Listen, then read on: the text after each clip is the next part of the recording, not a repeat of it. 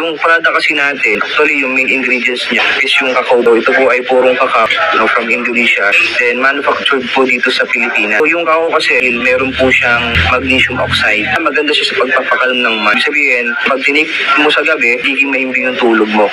Kumbaga, yung stress hormone natin, lalo na pag stress ka or may anxiety ka or may depression, nakakapagpakalm po siya ng mind talaga.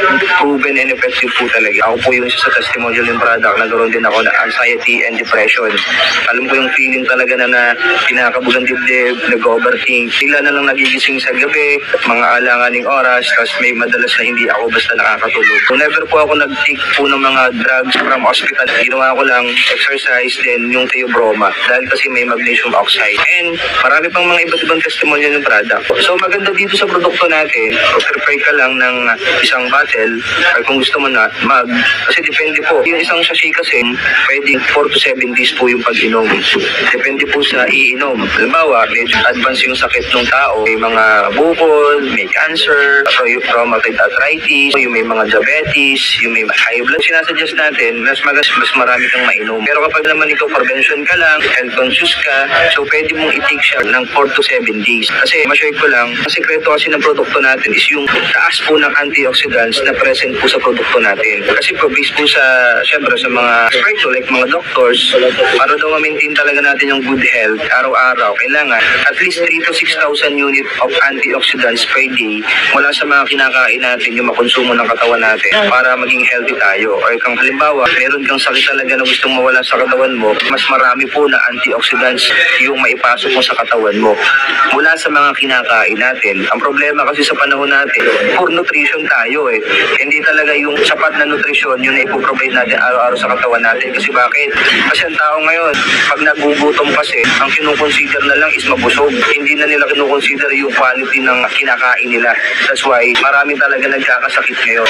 Yung product natin, ipinoprovide niya yung good nutrition. Kaya ito po ay food supplement. Ito po ay pagkain na instead na kukunin mo pa kung saan-saan, lalaga-laga mo pa, kung gigiligin mo pa, hindi na. Kasi prepare na po ng company namin para maging convenient sa tao. Lalagyan mo na lang ng tubig. Yung cacao, primarily maganda talaga sa nerve, sa muscles ng heart, sa heart, cell, sa mind, pampakalman ng mind. Siyempre, bakit maganda po sa nerve? Kasi mataas yung B-complex po ng produkto natin. Pag sinabi natin B-complex, 8 klase po ng B-vitamins yung meron po sa produkto natin. Like B1, B2, B4, B6, B9, B12. Kompleto po yung B-complex na nandito. Kaya maganda po siya sa mga nerves. So may mga inflammation, may mga pananakit, pamamaga sa loob ng katawan natin. Maganda po siyang i-take na nakakatulong para mawala yung mga inflammation sa katawan natin. Nag-focus po siya ng stress. Kasi ako nung nagkaroon din ng anxiety, madalas yung pananakit ko ng likod. At isa sa common na parang sintomas ng ganun pagka-stress ka.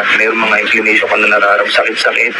So hanggang dumaano sa brain mo, may mararamdaman ka. Maganda po siya pang-protect ng mga nerves natin. Bakit maganda po sa may mga high blood? Kasi pag sinabing high blood, mataas ang presyon. Paano ba nagkaka-high blood? Siyempre mula sa pagkabata hanggang sa mga edad natin ngayon, mula sa mga kinakain natin, yung daanan ng dugo natin, yung ugat, diba? Doon dumadaan yung dugo natin. Dati, maganda yung sirkulasyon dahil imagine mo yung ugat mo, malawak pa, yung sirkulasyon, maluwang pa, kaya natural, normal ka. Ngayon, mula sa paglipos ng panahon, mga kinain mo, nagkakaroon ng mga barabara. Kaya daanan ng dugo, nagiging makipot na ngayon. Pagka makipot ngayon yung daanan ng dugo, syempre hindi normal yun. Ang mangyayari, yung puso natin, dati nagtatrabaho lang siya ng normal, dahil nga makipot na yung daluyan ng dugo, gagawin niya para maitulak niya yung dugo, kailangan niya magtrabaho ng triple.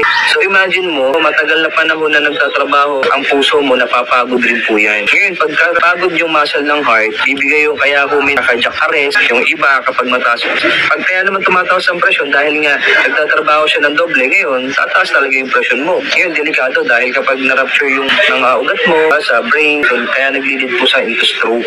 Yung pong cacao, kilala po siya as natural vasodilator. So, pag sinabing natural vasodilator, kagaya po ng mga synthetic drugs na mga amlodipine, ang tawag sa mga yan is vasodilator. Ibig sabihin, pag uminom sila ng gamot, automatic yung ugat, synthetically, ay bumubuka. Ngayon, pag bumuka ngayon yung ugat, siyempre maganda yun yung circulation ng dugo, kaya nagiging normal sila. Ngayon, problema, pag nawala yung effect ng gamot, kinabukasan, iinom na naman sila ng gamot. Kaya ako nauso po yung tinatawag nating maintenance. Kasi nga, yung efficacy po ng gamot, mayroon lang hangganan. yan. Ilang oras, kaya kinabukas iniinom ka naman. Kaya hindi mo na malaya, tagal mo na palang may maintenance. 5 years, 10 years, 15 years ka na nag-maintenance. Ang problema, kaya pansinin nyo po, ang dami po ngayong mga nagda-dialysis. Kasi yung tao talaga ngayon, nakadepende na ngayon sa mga pag-maintenance, sa gamot. So, yun yung pine-prevent natin na mangyari. Kaya po, si Theobroma, hindi po siya gamot ha. Siya po yung nagre-repair ng mga nasisira na cells sa katawan natin dahil po sa mga, syempre, bukod sa mga free radicals, dun sa mga synthetic gamot na iniinom po ninyo. Kasi kahit sa ayaw hindi ninyo, ano po yan, chemical po yung pumapasok sa katawan natin. Meron pa siyang grapeseed extra, merong wheatgrass, meron po siyang stevia. So maganda sa may mga diabetes kasi hindi siya kinukonsidera na asukal ng katawan natin yung stevia. Then meron siyang zinc oxide, kaya meron po ako dito na testimonial. Imagine nyo po ha, kaya po lalong bumili ako dito sa produkto na to. Kasi personally, ako meron nung na-encounter talaga na never po siya nagpa-hospital dahil bukod sa natatakot, wala din talagang budget. Nakinig po siya sa amin hanggang sa nakapag-try po siya ng 3 sachet. Alam niyo po yung sugat na naknak na sa paa niya, dating nagnanaknak, namumula. Ngayon po, hanggang ngayon, wala na po yung sugat. Kaya maganda dito, 3 sachet pa lang po yung naiinom niya. Bukod sa stevia, meron din po siyang ingredients na zinc oxide. Yung zinc oxide po, isa sa maganda po sa may mga sugat, may mga problema sa skin. Kahit anong problema sa skin, maganda yung zinc oxide. Okay, para sa mga nagtatanong kano po yung product natin, before po kami maging sachet, nasa bote po kami dati. Good for 1 week din yung inuman nun. That's 350 to 400 pesos per bottle nung una pa namin product na nasa bote pa. So dahil sobrang mag-generous nung may-ari ng company natin, gusto niya mas maabil ng tao. Inalis ngayon niya yung bote, nilipat niya po sa sachet para mas mapamura ngayon niya yung produkto. So from 400 pesos, naging 175 na lang po yung SRP ng product natin na to. Pero ang maganda, good for 4 to 7 days mo na nainuman. Imagine, sobrang mura na po nun. 175, may inom mo na 4 to 7 days na po. Kung paabutin mo siya ng 1 linggo, 50 ml lang po ang pag-inom. Kasi sabi ko nga sa inyo, di ba, 3 to 6,000 unit per day lang antioxidants na ipapasok sa katawan natin. Ganun po kataas. 13,000 na of value is sufficient na for everything na masuplayan natin ng tama at maging normal po tayo. Ganun siya kamura. Kapag ka-member po kayo, kagaya natin 75, magiging 105 na lang po ito. Sobrang mura po niya lalo. Kaya yung isang box na po na ito, meron po siyang 8 na sachet. 175 times 8. So yung isang box kapag bibili ka is 1,400. Pero imagine mo na gano'n mo na katagal dumagamit. So para doon sa tatanong, pwede po isang sachet? Yes po. Mas maganda, mas maraming antioxidants na papasok mo sa katawan mo. So I suggest na halimbawa, medyo advance yung sakit mo. Sige, mas maganda po, mas mapaparami yung inom mo. Kasi wala namang overdose po ito. Mas maganda, mas marami.